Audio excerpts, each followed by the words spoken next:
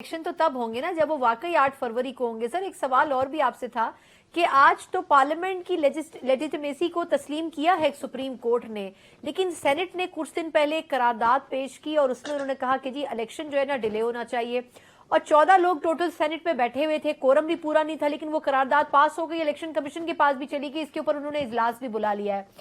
अब सर फिर उस करारदाद की अहमियत क्या है? क्या ऐसी करारदादों के बेस के ऊपर इलेक्शन को डिले किया जा सकता है?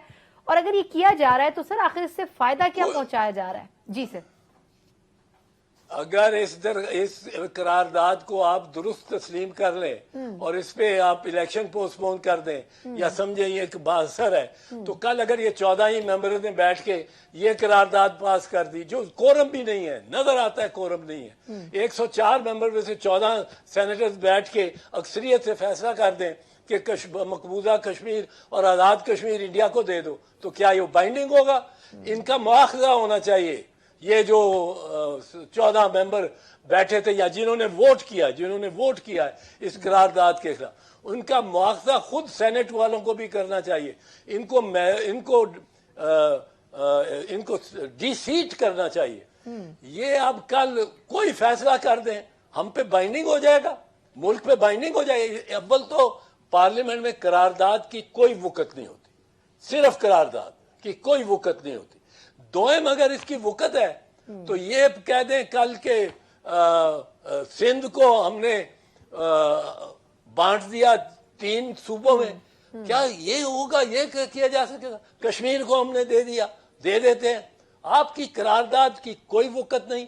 आपको शर्म आनी चाहिए इस वजह से कि आपको पता है कि 104 में से हम 14 बैठे हुए और कोरम किसी ने तो चेयरमैन सेनेट इसके जिम्मेदार नहीं है, जिन्होंने सर अपने रूल्स मुअत्तल करके ये करारदाद पेश करवाई और फिर मंजूर भी करवाई। चेयरमैन सेनेट इसमें शामिल नहीं है आपके ख्याल में?